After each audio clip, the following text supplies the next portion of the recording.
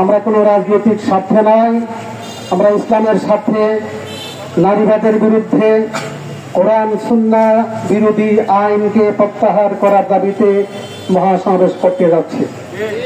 নারী সংস্কার কমিশন তারা প্রস্তাব দিছে উত্তরাধিকারে নারী পুরুষ সমানভাবে বন্টন করতে হবে, অর্থাৎ পুরুষ পাবে যত নারী পাবে তত। এটা সরাসরি কোরআন বিরোধী। পরিষ্কার জানা দিতে চাই, কোন সরকার এই দেশে কোরআন বিরোধী, কোরআন সুন্নাহ বিরোধী তথা ইসলাম বিরোধী কোন আইন করতে পারবে না, করতে দেওয়া হবে না। হেফাজতে ইসলাম থাকতে, উলামায়ে কেরাম থাকতে বাংলার মাটিতে কোরআন সুন্নাহ বিরোধী কোন আইন করা যাবে না। নারী কমিশনের আরেকটা প্রস্তাব হলো ব্যবসাবৃত্তি যেটা আছে পতিতালয়কে স্বীকৃতি দেওয়া, অর্থাৎ তারা হলে যৌনকর্মী, এদেরকে যৌন শ্রমিক হিসাবে ভাতা দিতে হবে। অর্থাৎ জেনাকে চালু করার জন্য পশ্চিমা ষড়যন্ত্রকে বাস্তবায়িত করতে দেওয়া যায় না। বাংলার কোন মানুষ, মুসলমান তো আছেই, কোন মানুষ এই ধরনের অশ্লীলতার সুপারিশ মানতে দেওয়া হবে না। 2 নম্বর, বহুত্ববাদ। বহুত্ববাদ মানে অনেক মতবাদ।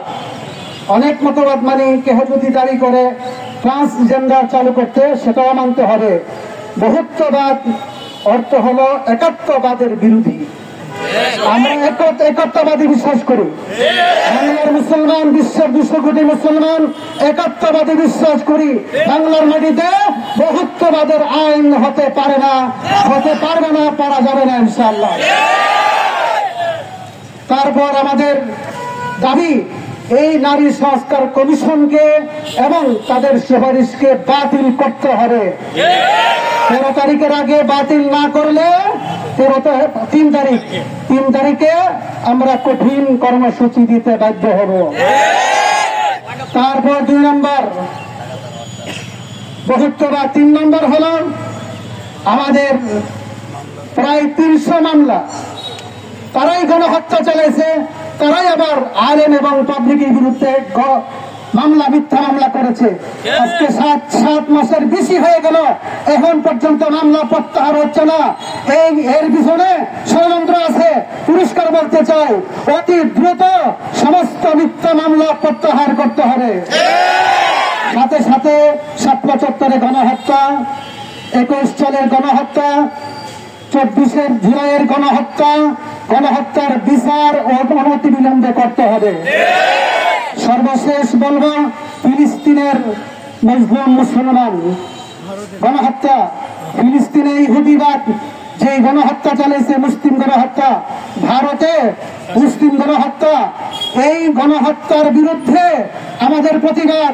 বিশ্ববাসীকে আমরা আহ্বান জানাবো, এই গণহত্যা তাড়াতাড়ি অতি দ্রুত গণহত্যা বন্ধ করতে হবে।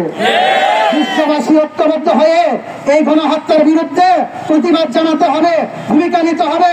প্রয়োজন হলে আমরা এই গণহত্যার প্রতিবাদে আমরা প্রয়োজন হলে জিহাদের ডাক দিব।